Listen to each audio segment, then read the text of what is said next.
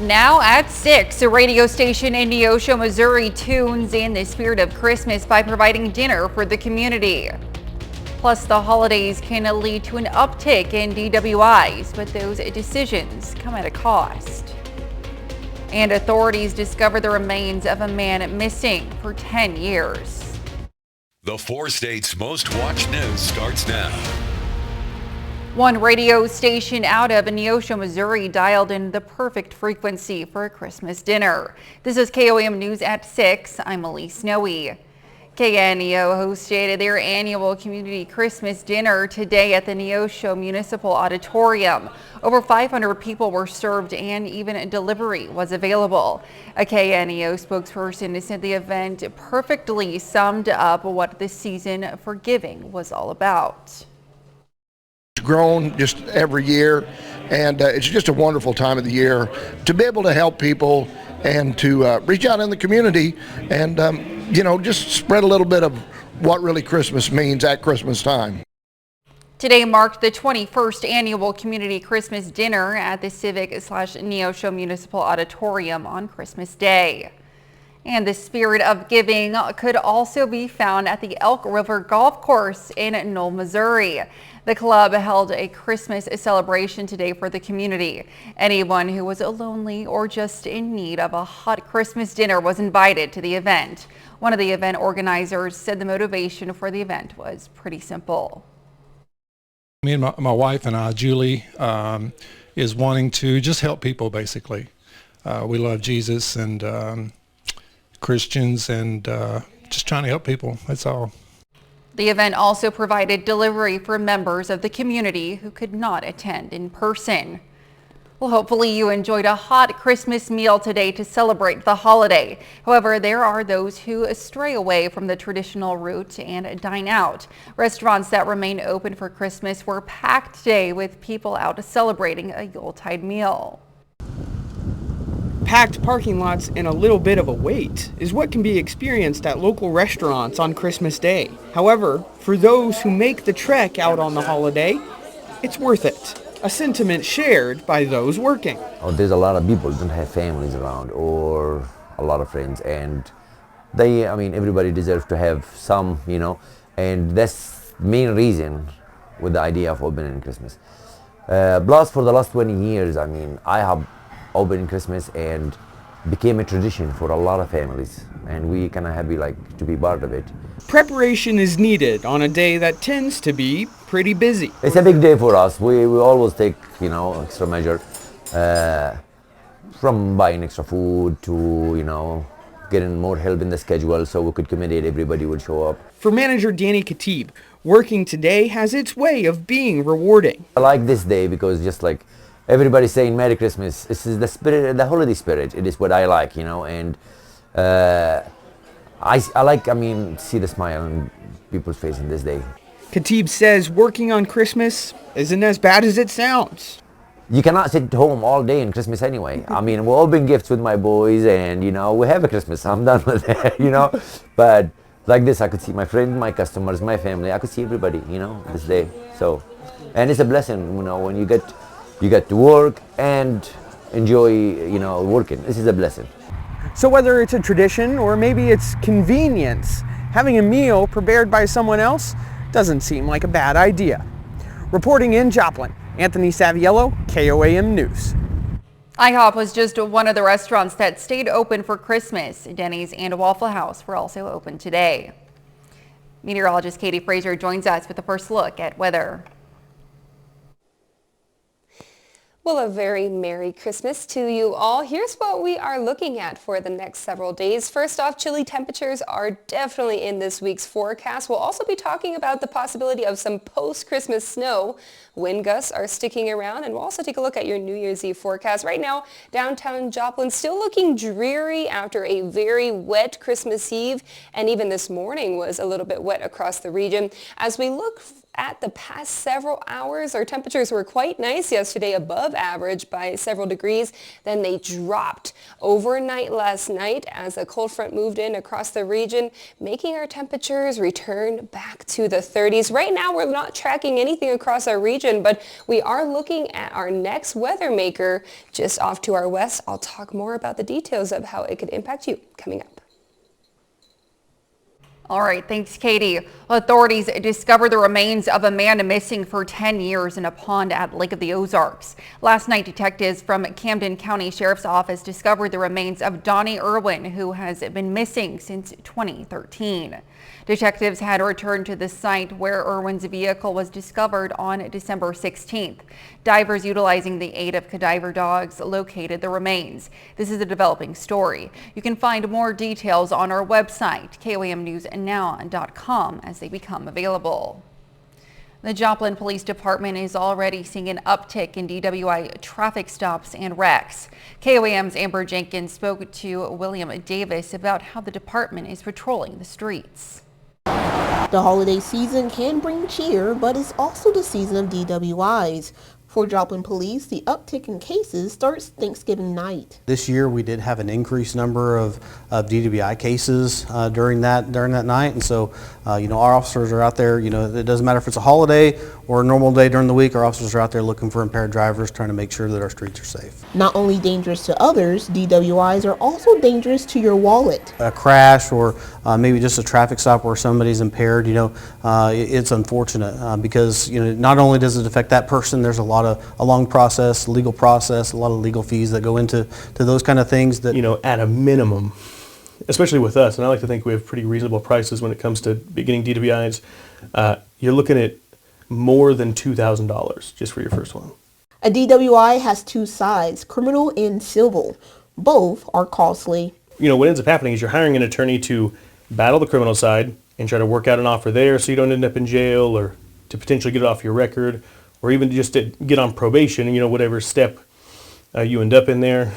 And then on the civil side, at the same time, you're also going in and you get another hearing with a different agency. It's usually the Department of Revenue. DWIs doesn't just affect your wallet, but your future as well. And so it's a pretty long road to try and fix that. But of course, the base level is don't drink and drive. Reporting in Joplin, Amber Jenkins, KOAM News. JPD says Uber, Lyft, or a trusted friend can save you a world of trouble. Later in sports, the Chiefs look to tighten up their game before heading into the playoffs. Brock has the highlights from today's effort against the Raiders. But first, voting rights advocates challenge a Kansas law that makes it a felony to impersonate an elections official. A Kansas law that makes it a felony to impersonate an elections official is vague enough that voting rights advocates can pursue a legal challenge. Kale Chapman has the details. We are living to fight another day. Martha Pint, the president of the League of Women Voters Kansas, says this ruling has been years in the making, but there's more that needs to be done. It's a battle we won. It's not the war. We felt confident all along that if we could just get our concerns aired before one of the courts, we feel very confident that we will come out ahead on this. The law in question reads, false representation of an election official is knowingly engaging in any of the following conduct while not holding a position as an election official. Representing oneself as an election official, engaging in conduct that gives the appearance of being an election official, or engaging in conduct that would cause another person to believe a person engaging in such conduct is an election official. The League and 3 other nonprofit voting advocacy groups challenged the second and third points in court, saying even if they clearly identify themselves, because people could mistake them for election officials while holding voter registration drives, they risk being charged with a felony. I was registering voters in Southeast Kansas a handful of years ago, and I've had people ask me, are you at the county clerk's office? Are you at the Secretary of State's office? It's harmless. I correct them and explain the situation. But under this law, that simple mistake of the listener, that then makes me a criminal. Katie's up next with weather, and a little later, Brock Baldridge takes a year-end look at the biggest stories our sports team covered in 2023. A Kansas law that makes it a felony to impersonate an elections official is vague enough that voting rights advocates can pursue a legal challenge. Kale Chapman has the details. We are living to fight another day. Martha Pint, the president of the League of Women Voters Kansas, says this ruling has been years in the making, but there's more that needs to be done. It's a battle we won. It's not the war. You know, we felt confident all along that if we could just get our concerns aired before one of the courts, we feel very confident that we will come out ahead on this. The law in question reads, false representation of an election official is knowingly engaging in any of the following conduct while not holding a position as an election official. Representing oneself as an election official, engaging in conduct that gives the appearance of being an election official, or engaging in conduct that would cause another person to believe a person engaging in such conduct is an election official. The League and 3 other nonprofit voting advocacy groups challenged the second and third points in court, saying even if they clearly identify themselves, because people could mistake them for election officials while holding voter registration drives, they risk being charged with a felony. I was registering voters in Southeast Kansas a handful of years ago, and I've had people ask me, are you with the county clerk's office? Are you with the Secretary of State's office?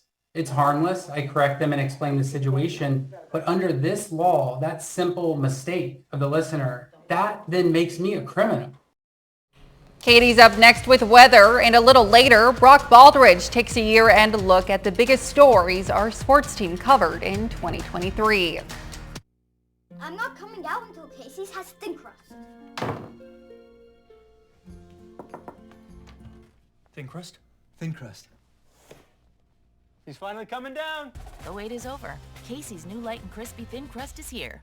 It's a beautiful morning, Scotty, and we have an early game today. That injured list, it's getting longer by the minute.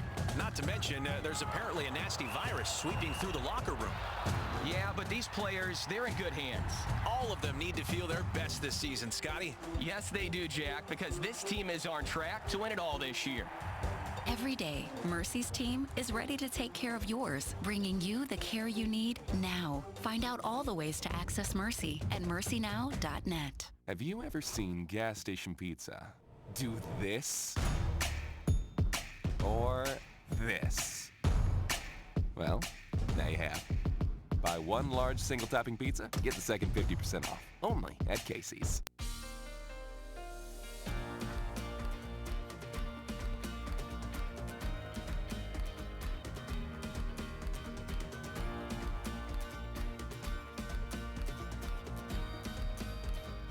Welcome to Woodstone B&B. This place looks haunted. I mean, it is haunted, but you don't want people to think that. I was a huge deadhead, which is ironic because I wasn't even dead at the time. The only thing that hurts more than being a ghost is knowing that I died before I could crush it on these apps. The Irish are people too, apparently. She says it, but I don't think she believes it. Nothing worse than a low-down rat. Last time you sing song got stuck in Dolphin's head for many moons. I missed you guys. Ghosts returns, part of CBS Premiere Week after Super Bowl 58 on CBS and streaming on Paramount+. Hi, welcome to Toyotathon. Thanks. Now that the holidays are over, I'm getting a Camry. And we're getting a RAV4 hybrid. And I'm getting a Tundra. Oh, and you're getting a belly rub. And I'm getting a truck. Toyotathon is on. Get $1,000 finance cash on some of our favorite 2024 Toyota models, like the Camry, RAV4, Corolla, Highlander, Grand Highlander, and even Tundra. Come in today, but you're already here. Toyota, let's go places. Join us at the Joplin Y on Monday, January 1st for our chilly 5K. Tonight's weather camera footage of downtown Joplin sits atop the Cornell Arts and Entertainment Complex, home of Connect-A-Culture and Spiva Center for the Arts.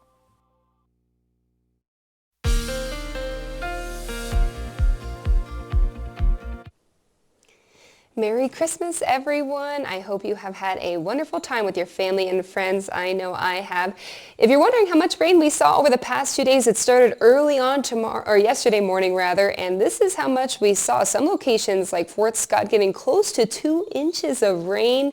Once that rain began, it did not stop. Joplin about 1 inch and about 1.25 inches rather of rain. Now our temperatures across the region are much chillier than what they were yesterday. Right now in Joplin it is 35 degrees, but folks up to our northwest are much colder as they are experiencing this big weather system that brought us the rain yesterday, and it could bring us some snow over the next coming days. So I'll get out of the way so you could see it. All that moving up into the Midwest, but the snow is wrapping in behind it, and that will be impacting us here across the 4 states in just the next couple of hours. So your winter weather impacts are looking not too bad for snow and ice, low risks for that, but cold, that will be a factor, and winds will be a factor as well. But we will actually have a chance to see some snow across the 4 states. So let's get into our latest Future Track rain model. Now for Monday or tonight, 9:30, you could see some spotty snow showers will be possible for our friends out to the west, even up to the north, like in areas such as Fort Scott. I'll tell you one thing, we're not going to see too much accumulation out of all these snowstorms that will be possible over the coming days. However, it will bring some flurries out and about. By tomorrow morning, 6 o'clock, you could see some clear skies actually for folks down to the southeast. Joplin, Carthage, Lamar all seeing temperatures in the 30s with clear skies, but those clouds will move right back in. We'll have another chance of rain throughout the day on your Tuesday, 1:30, and then the snow will follow behind. By tomorrow night, 7:30, we could see rain for areas a little bit warmer, but then the areas a little bit colder, such as Yates Center, Iola, and Chanute, can all see some snow showers by late tomorrow evening, and then throughout the overnight hours, some of us will get that changeover from rain into more freezing precipitation, and even snow will be possible. So certainly we could look at some slick roads out and about for your Tuesday through your Wednesday morning, and Wednesday morning we could still be tracking some snow showers across all of our regions. So we didn't get any snow for our Christmas Day, but it will be possible throughout your Tuesday night into Wednesday morning. Look at this, a line of snow showers moving across the 4 states. So yeah, that snow will certainly be a chance. However, we're not looking at large accumulation totals. Anywhere in white, we're looking at anywhere from a trace, a dusting to an inch. Anywhere in blue, we are looking at 1 to 2 inches. So not going to be a major snow impact. Still, of course, you want to be careful as you're driving out and about. Drive slowly and don't do any hard braking, and make sure you give enough space between you and the car in front of you. Temperatures will stay chilly, not going to warm up too much over the next several hours, and tomorrow we're looking at highs in the 40s with that mix of rain, snow possible. Over your next several days, rain chances and snow chances stick around. Temperatures staying cool in the 40s, and by New Year's Eve, we're looking at upper 40s for those days. Still ahead, we review our top sports stories of the year from our KOAM website. And the Kansas City Chiefs ended up with a lump of coal this year. Brock Baldridge joins us for the highlights and post-game reaction up next.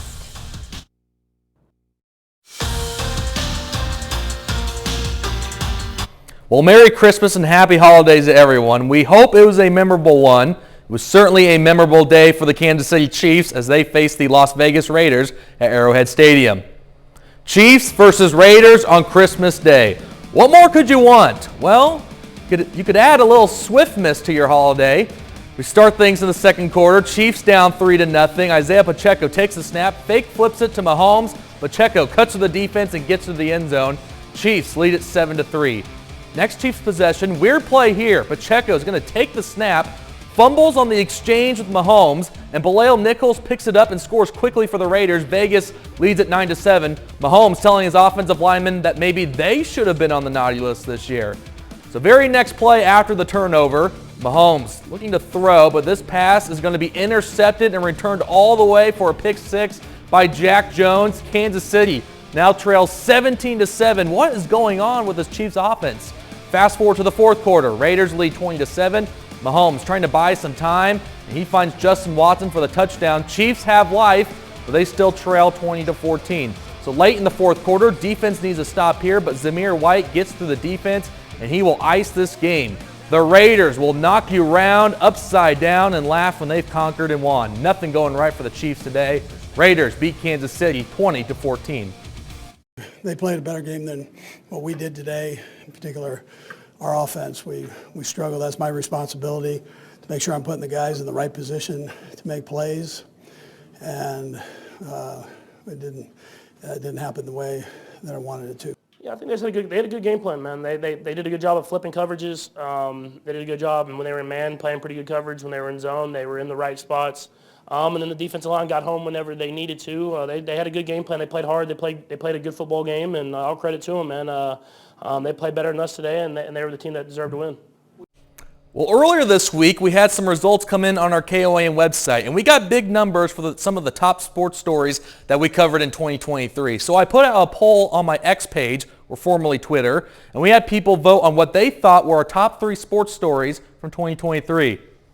The results are in, and coming in at number 3 was maybe the best high school softball game we saw all year long. Frontenac versus Columbus for the Class 3A regional title. These teams had history in the 3A regional game over the past few years, but in 2023, it was Columbus who beat Frontenac 2-1 in extra innings to advance to state.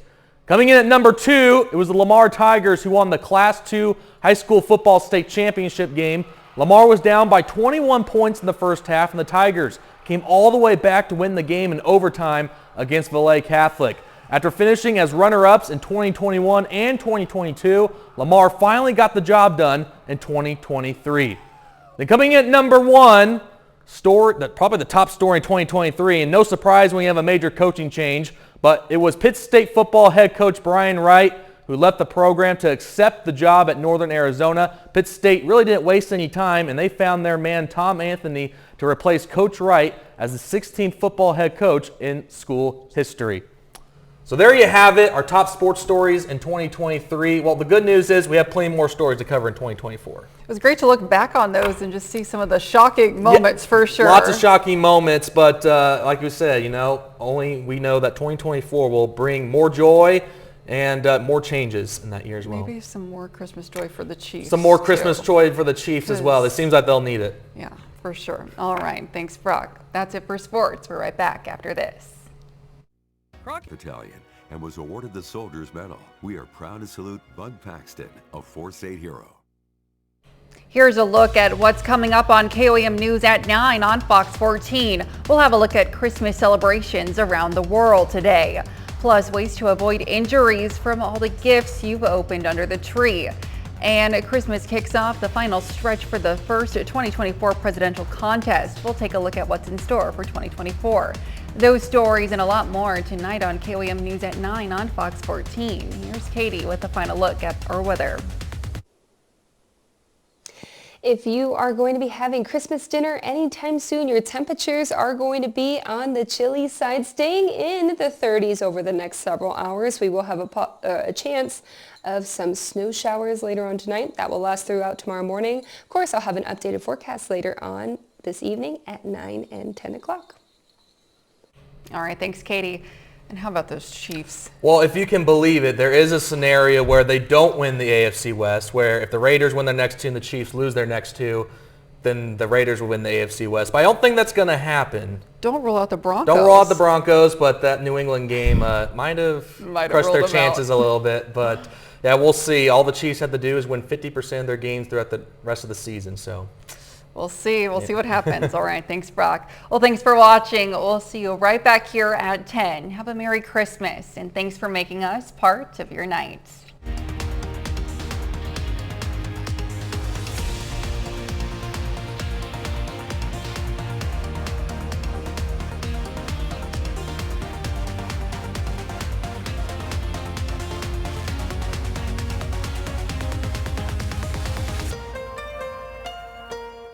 Live closed captioning on KOAM News is sponsored by Aaron